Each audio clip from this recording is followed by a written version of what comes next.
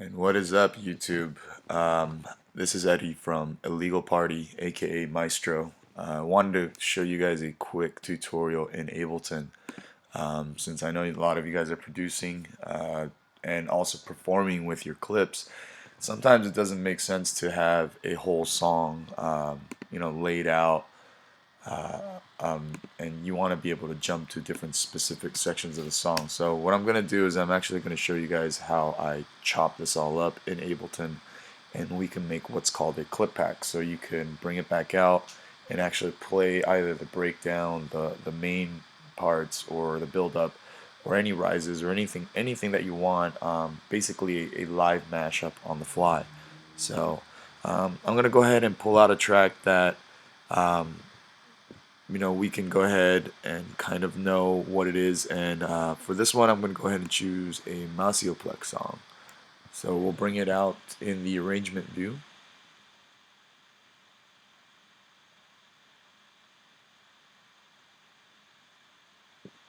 Alright, so as you can see, I actually went ahead and warped the song already. Found some of the information actually online about the song, since it's out there. And if not, if you can't find the BPM of the song, then you have to go to the traditional method right here and do a tap tempo. And I actually had to do that for this song because online it said like 121 point something, and to me, when I warped it, I actually got a little bit closer with 121. So as you can see, let me go ahead and play this song from the beginning right now, and so you can see that this is the whole song right here. So let's go ahead and close this up. So we have a whole song that goes out to about 230 some odd bars. So let's take a listen.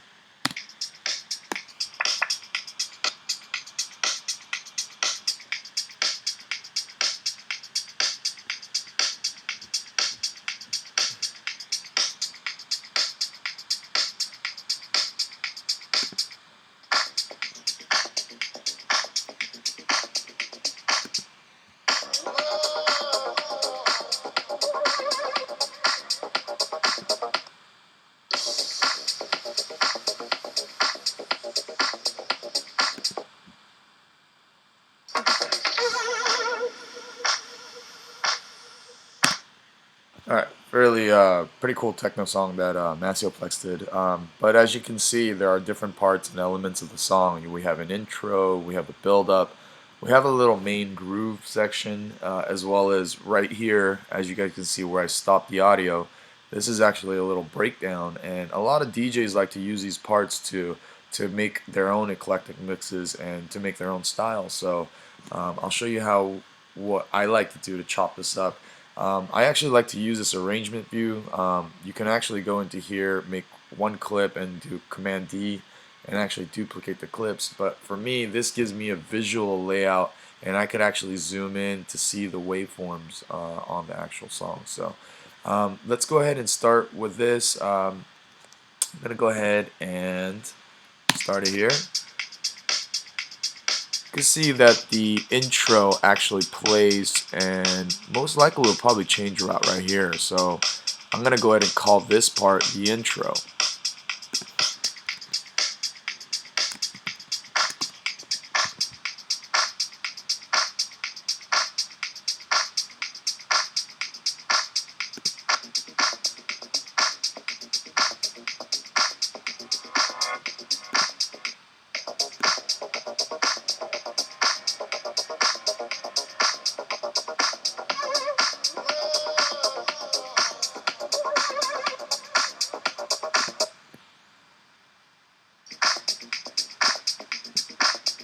Alright, so what I can see is about at the 17th bar right here, guys. I can see that the intro kind of changes, and then you hear this little riff coming up, and I like to consider that what I call a build-up. So we're going to go ahead and split the track by hitting Command E right here. You can see it splits the track right where this playhead is at. So let's go ahead and call this part the build-up. Helps me really easily identify it while I'm on stage and playing out. So now I can jump to this little section, and it starts right at the section. Pretty cool. So that's the build up. It's going to keep building up.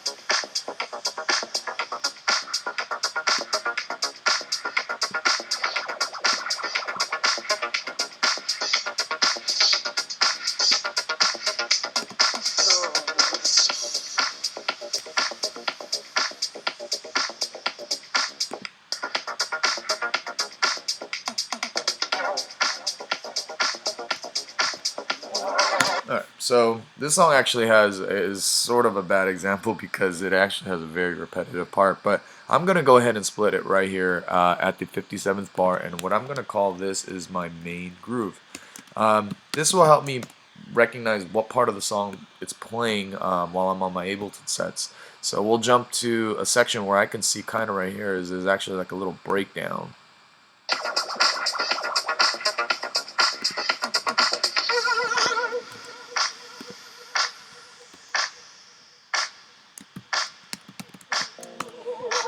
And sure enough, you guys can tell that's sort of a breakdown of the song. The mood changes. Good part. You can even do loops here and create like really dramatic effects for your DJ set. So let's listen to it when the beat comes back.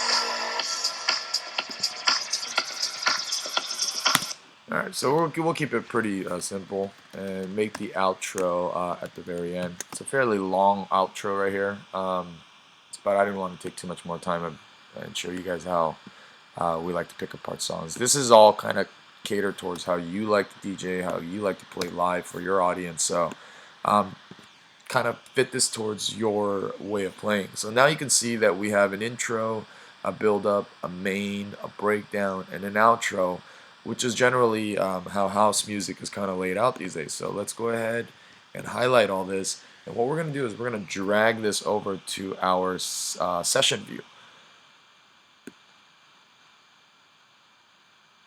And you guys can see this coming right here. One little additional step that I like to add is actually I like to copy my intro. So you highlight this cell, Command C, and then you Command V into the cell below.